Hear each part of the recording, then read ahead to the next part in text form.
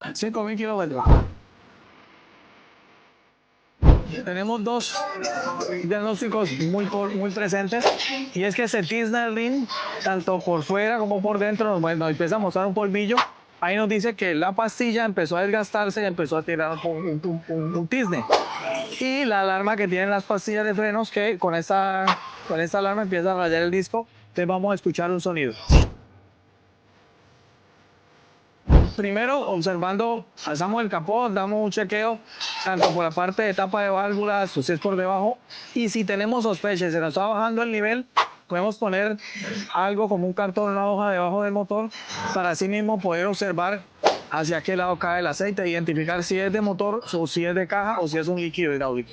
Bueno, amigos, los invitamos a seguirnos en nuestras redes sociales, BM Autos y Politécnico Julinés, para que aprenda más de mecánica automotriz. Dios bendiga.